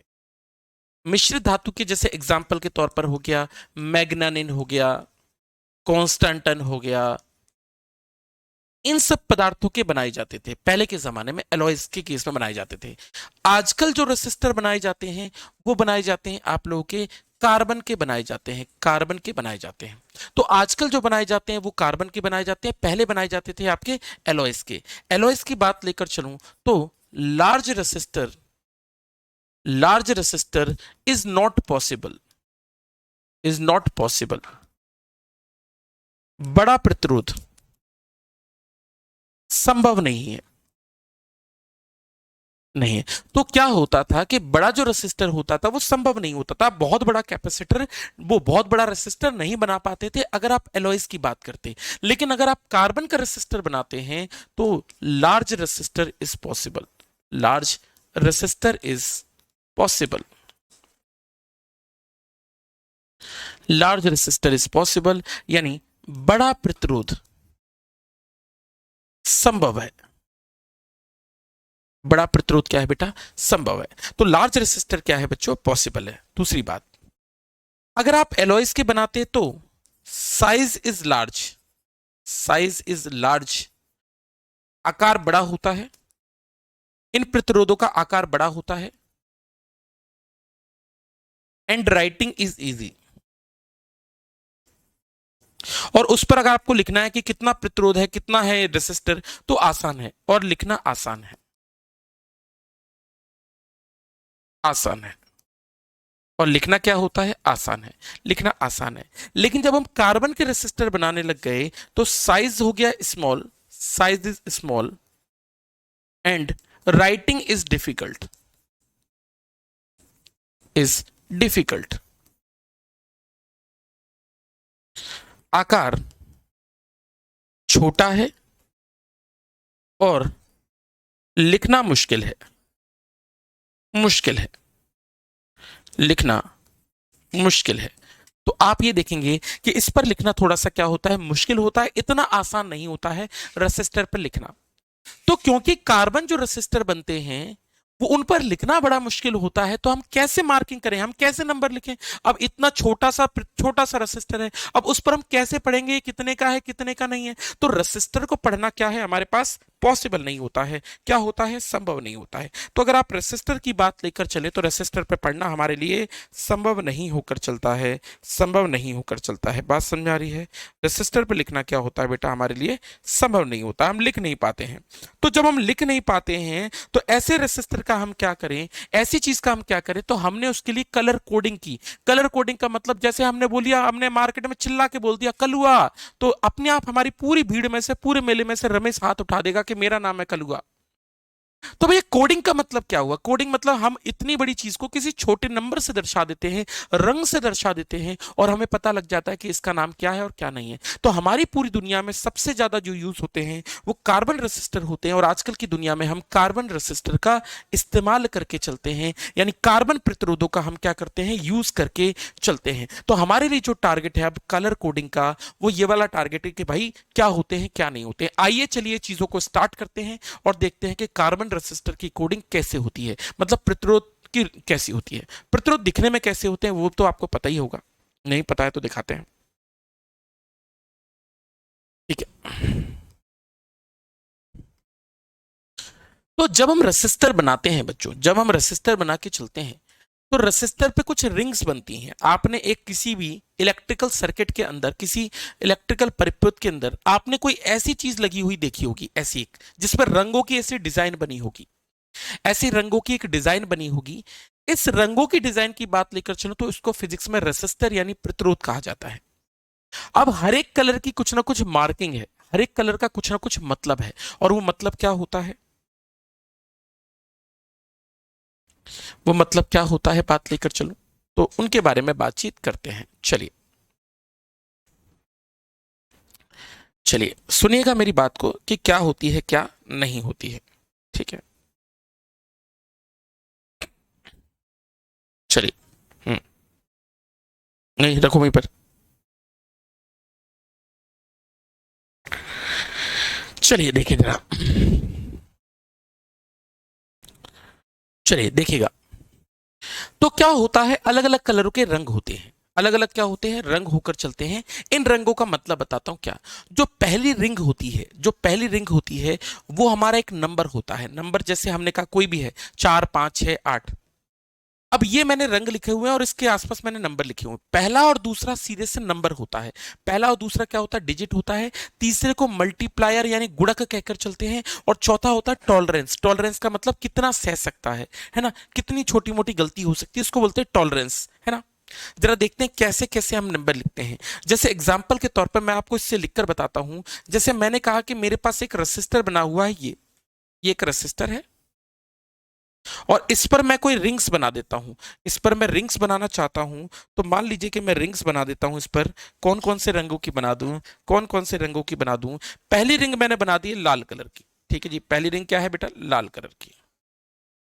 दूसरी रिंग की बात लेकर चलूं तो दूसरी रिंग मैंने बना दी आप लोगों की,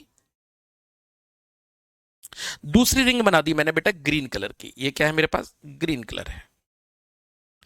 तीसरी रिंग की बात लेकर चलूं तो तीसरी रिंग मैं बना देता हूं बेटा किस कलर की, तीसरी रिंग है बेटा ब्लू कलर की। किसकी है, ब्लू कलर की। ये क्या है, ब्लू कलर की है। मुझे बताना है कि इसकी वैल्यू कितनी होगी कितनी नहीं होगी। तीसरी रिंग होगी बेटा ब्लू कलर की, ब्लू कलर की। चौथी रिंग की बात लेकर चलूं तो चौथी रिंग हो गई आप लोगों की दिस वन, और इसको मैं कह देता हूं गोल्डन कलर। ये मेरे पास है गोल्डन कलर। सबके नाम भी लिख देता हूं, अगर आपको नाम लिखने में कोई परेशानी हो तो नाम लिख देता हूं। पहली होती है रेड, अगर आपको कलर ब्लाइंडनेस है तो नाम भी लिख देता हूं, है ना भैया जी। तो अगर आपको कलर ब्लाइंडनेस है तो आप देख लीजिए, पहला रेड कलर है, दूसरे की बात करें दूसरा ग्रीन कलर है, तीसरे की बात करें तीसरा ब्लू कलर है, और चौथे की बात करें तो चौथा गोल्डन कलर है। ये आपकी रिंग्स बनी, ये आपकी रिंग बनी। अब हमें बताना है कि इनका नंबर क्या कह रहा है और क्या नहीं कह रहा है। चलो, तो सबसे पहला और दूसरा एक नंबर होता है, तो आप ये ढूंढें कि इसका नंबर क्या होता है। इसको याद करने का मैं तरीका भी बता रहा हूं, लेकिन अभी तो आप बेसिक याद रखो कि हम लिखते कैसे हैं। पहला क्या नंबर है बेटा? पहला है रेड। रेड की बात करें तो रेड पर क्या है बेटा? देखो 2 है। देखो रेड पर क्या है? 2 है। तो आपने कहा पहला नंबर हो गया 2। इसके सॉल्यूशन की बात करें कितना है, तो पहला नंबर क्या हो गया बेटा? 2। पहला क्या हो गया? 2। दूसरा भी नंबर होता है। दूसरी कौन सी रिंग है? ग्रीन। ग्रीन की बात करेंगे तो ग्रीन पर क्या है? 5 है, तो मैंने लिख दिया 25। ये हो गया पहले नंबर। तीसरा होता है मल्टीप्लायर। मल्टीप्लायर का मतलब गुणक, मल्टीप्लाई किया।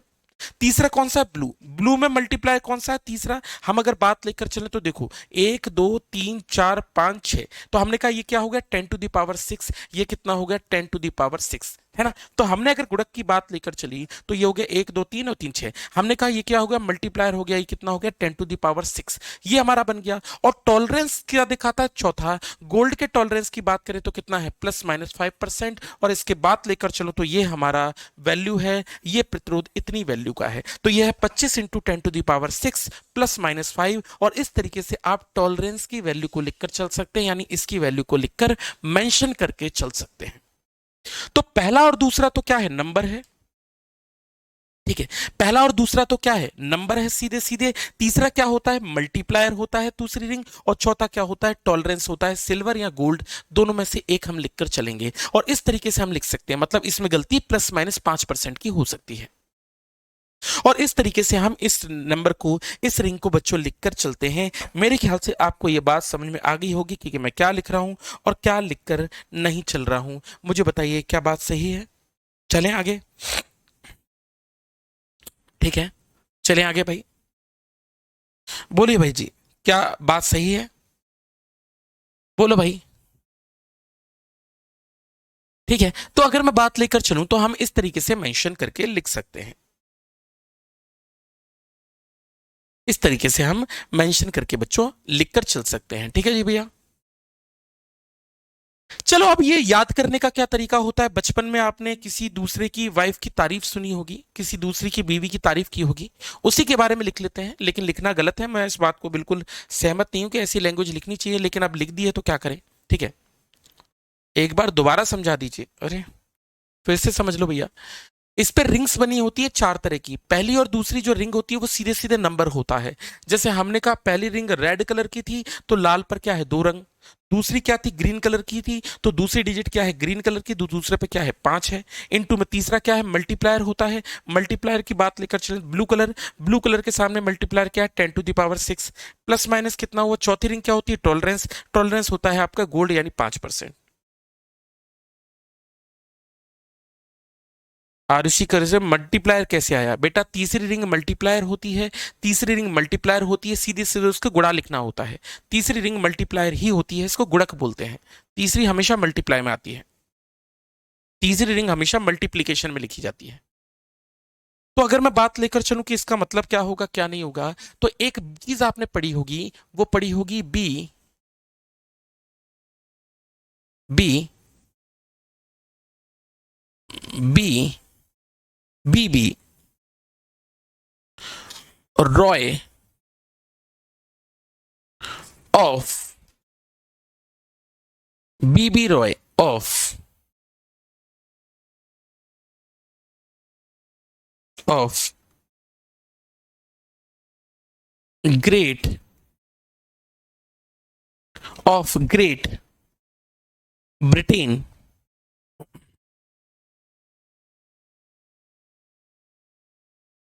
Britain has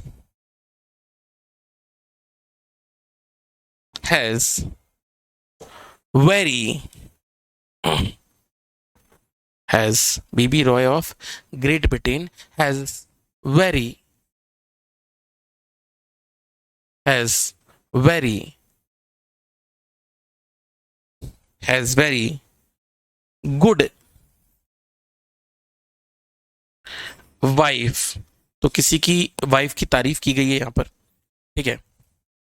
तो अगर मैं किसी की बात लेकर चलूं तो इस तरीके से आपने याद भी की होगी, हो सकता है आपने समथिंग डिफरेंट अभी बताया 2 मिनट पहले। टॉलरेंस का मतलब होता है इतनी गलती हो सकती है, इतना ये सह सकती है, मतलब 25 इंटू 10⁻⁻6, ये ±5% हो सकता है। ±5% का मतलब ये प्लस ऊपर 5% भी हो सकता है और ये -5% भी हो सकता है। ठीक है, चलिए चलिए, हमने आपसे ही कहा कि हमारे पास मान लीजिए ये है और इन्हीं को हमें क्या लिखकर चलना है बेटा, लिखकर चलना है। तो आप इसी तरीके से इनको याद करके चल सकते हैं। पहला जो नंबर होता है उस नंबर को हम बोलते हैं ब्लैक, दूसरे की बात लेकर चले तो इसको बोलते हैं ब्राउन, ठीक है, तीसरे की बात करें तो इसको बोलते हैं रेड, चौथे की बात करें तो इसको बोलते हैं ऑरेंज, पांचवे की बात करें तो इसको बोलते हैं येलो, ठीक है जी, येलो। इसके बाद की बात लेकर चलूं तो जी को हम बोलते हैं ग्रे, ग्रीन माफ कीजिए, ग्रीन। इसके बाद की बात लेकर चलूं तो ब्लू, इसके बाद की बात लेकर चलूं तो वॉयलेट, इसकी बात लेकर चलूं तो इसके बाद ग्रे, और ग्रे के बाद की बात लेकर चलूं तो इसके बाद है आप लोगों का डब्लू, जिसको हम व्हाइट लिखकर चलते हैं। तो कुल मिला के आपके पास ये चीजें होती हैं जिसके बारे में बच्चों हम बात लिखकर चल रहे हैं। तो अगर मैं बात लेकर चलूं तो ये हमारे पास क्या है, कुल मिला के टॉपिक्स हैं जिनके बारे में हम बात कर रहे हैं। तो आप ये समझिएगा कि आपको याद करने का अगर और कोई तरीका आता है तो आप और कोई तरीका भी अपना सकते हैं। ये सिर्फ याद करने का तरीका है, आपको याद रखना हो तो आप याद रखकर चल सकते हैं, यही तरीका है। फिर से देख लीजिए सीरीज में, B Roy of Great Britain has very good wife, सबके आगे डिजिट लिखी हुई है, पहले 0 से स्टार्टिंग करनी होती है, 0 1 2 3 4 5 6 7 8 9, 0 1 2 3 7 6 9, ये हो जाएगा 10⁻0 हो जाएगा, 10⁻1 हो जाएगा, 10⁻2 हो जाएगा, 10⁻3 हो जाएगा, 10⁻4 हो जाएगा, 10⁻5 हो जाएगा, 10⁻6 हो जाएगा, 10⁻7 हो जाएगा, 10, बस इसमें 10 की पावर ऊपर लगाते चलिए, उन्हीं नंबर को आप 10 की पावर ऊपर लगाते चलिए और इस तरीके से आप लिखकर चलत लिख सकते हैं। ठीक है भैया जी, क्या बोल रहे हैं सर, ग्रेट ब्रिटेन की जगह ग्रेट भारत करिए। क्यों भैया जी, क्यों करिए, क्यों करिए भाई, क्यों करिए, मतलब मुझे रीजन बताओ, ऐसा क्या हो गया जिसकी जगह ग्रेट ब्रिटेन की जगह ग्रेट भारत करते, क्या रीजन था इसका, मुझे बताएं। हम्म,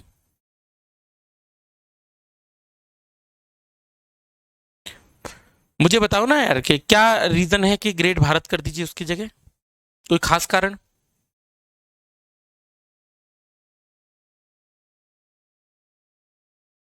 चलिए, तो हमें इतनी बात समझ में आ रही है कि इस चीज को हमें ये लिखकर चल सकते हैं। आपको और कोई तरीका आता है याद करने का तो आप वो भी याद कर सकते हैं, ये सिर्फ लिखने का तरीका है, आपको जो भी लिखना चाहे आप लिखकर चल सकते हैं।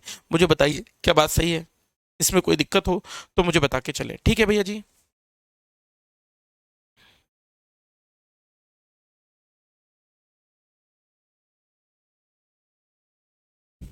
बोलिए भैया।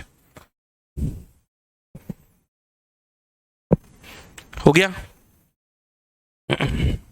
चलिए देखिए भैया जी,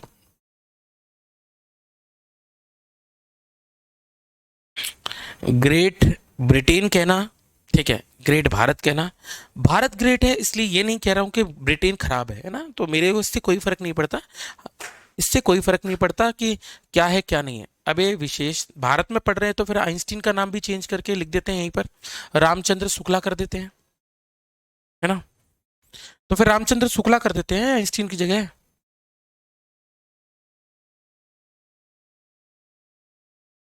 भैया जी सीधी सी बात है, सीधी सी बात है, सीधी सी बात है, आप किसी पार्टी से संबंधित तो नहीं है, अगर आप पार्टी से संबंधित है तो बात अलग है ना। भैया जी हम मानते हैं भारत ग्रेट है, लेकिन इसका मतलब ये नहीं कि हम दूसरे को कुछ बोल रहे हैं उल्टा सीधा, सबकी अपनी मर्जी है, कुछ भी बोल सकते हैं आप तो, है ना। चलिए ठीक है, तो हमें ये बात सिंपल सी समझ में आ रही है कि इसकी वैल्यू की बात लेकर चलूं तो ये हमारा टर्म है। अब रिपीट बेटा, बैक बैक नहीं कर रहा बेटा, मैं बैक बैक करने का काम नहीं है। चलिए, तो हमारे पास जो टॉपिक बनकर आया वो ये बनकर आया, चलते हैं अगले टॉपिक की तरफ जिसको हम देखते हैं, इसको बोलते हैं सेल, है ना। क्या हो गया, लिख दिया तो तुम परेशान हो रहे हो वैसे ही, अरे ठीक है वो भी ग्रेट है, हम उससे भी ग्रेट है, क्या दिक्कत हो गई। चलिए, हाँ, नेतागिरी करते हो यार तुम लोग। चलिए, तो अगला टॉपिक है हमारे पास, इसको हम बोलते हैं cell. Cell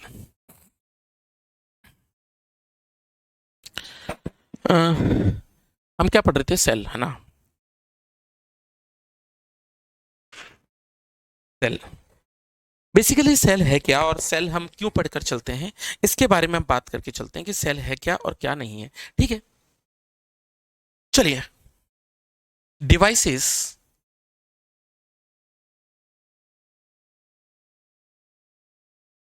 devices device use to change use to change use to change chemical energy used to change chemical energy into electrical energy into electrical energy into electrical energy chemical energy into electrical energy. Hindi में बात करें तो जो रासायनिक रासायनिक ऊर्जा को विद्युत ऊर्जा में परिवर्तित करते हैं, विद्युत ऊर्जा में परिवर्तित करते हैं, परिवर्तित करते हैं। तो वो क्या करते हैं आपके, कन्वर्ट करते हैं किसको, केमिकल एनर्जी को इलेक्ट्रिकल एनर्जी में। ऑब्वियस सी बात है, ठीक है। चलिए, तो अगर मैं बात लेकर चलूं तो अगर मैं बात लेकर चलूं तो ये एक ऐसे डिवाइस होते हैं जो क्या करते हैं, केमिकल एनर्जी को कन्वर्ट करते हैं। अगर आप कोई भी सेल ले लेते हैं, जैसे एग्जांपल के तौर पर मैं कोई सेल ले लूं, आप ड्राई सेल की बात कर लें, आप और किसी सेल की बात कर लें, जैसे डेनियल सेल वगैरह, अगर आपने कभी अपने स्कूल में लाइफ में पढ़ा है, तो जैसे जो सेल होती है इसके अंदर बेसिकली क्या होता है, केमिकल होता है। और ये केमिकल एनर्जी को इलेक्ट्रिकल एनर्जी में चेंज करता है। ऊर्जा को पैदा तो कर नहीं सकते हैं, तो एक ऊर्जा को ही दूसरी ऊर्जा में परिवर्तित किया जाता है, और वो क्या होता है आपका, केमिकल एनर्जी को हम इलेक्ट्रिकल एनर्जी में चेंज करते हैं। तो एक्चुअली में क्या होता है कि केमिकल एनर्जी को क्या होता है, चेंज करते हैं हम इलेक्ट्रिकल एनर्जी के अंदर। ठीक है, केमिकल एनर्जी को क्या करते हैं, इलेक्ट्रिकल एनर्जी में चेंज करके चलते हैं। ठीक है, cell provides cell provides cell provides energy to a circuit. तो अगर मैं बात लेकर चलूं तो सेल क्या करता है बेटा, आपके सर्किट को एनर्जी प्रोवाइड कराता रहता है और लगातार प्रोवाइड करा के रखता है। Cell provides energy and charges to a circuit, to a circuit, या ऐसे लिखो यार, cell maintains cell maintains charges to a circuit, to a circuit. Hindi में बात करें तो सेल परिपथ में आवेशों को बना के रखता है, बनाकर रखता है। तो आवेशों को क्या करता है, ये चार्जेस को बनाकर रखता है। चार्जेस क्या होते हैं, वगैरह वगैरह को बनाकर चलता है। चलिए भैया जी, ठीक है, बस करते हैं यार, छोड़ो यार, कल पढ़ेंगे बाकी सेल के पोर्शन को, हम कल पढ़ेंगे। हाँ ठीक है जी, तो अब मिलते हैं हम कल के दिन में, दोपहर का हमारा क्लास होगा। कल दोपहर का आज का क्लास होगा, वर्क एनर्जी पावर टॉपिक होगा, कार्य ऊर्जा एवं शक्ति टॉपिक हमारा रहेगा। ठीक है, उसको हम पढ़कर चलेंगे। तब तक के लिए thank you very much, take care, नमस्ते, राम राम, सत श्री अकाल, जय हिंद।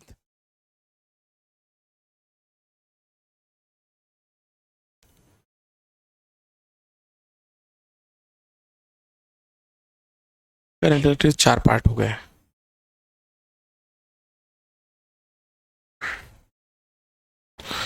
चलिए, ठीक है, चलो ठीक है यार, थक गए थोड़ा सा सुबह सुबह ना।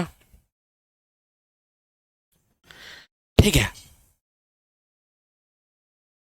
गर्मी सी भी लगने लगी मुझे, चलो ठीक है,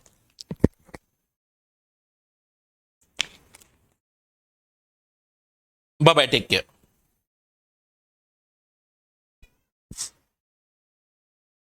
बेटा एयरफोर्स का क्वेश्चन आएगा तो बताते चलेंगे, उसका कोई पेपर तो मिलता नहीं है, तो मैं लिखते चलता हूँ जहाँ जो पेपर में आता है।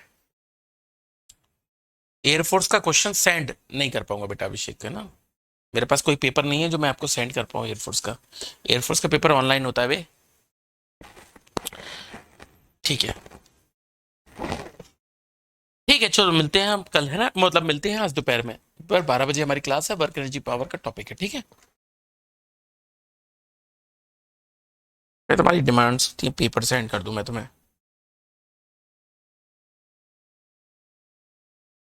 चलो। चलो भैया, ठीक है बेटा, समथिंग डिफरेंट, ठीक है मुकेश और थैंक यू, धन्यवाद, ठीक है, मिलते हैं दोपहर में यार।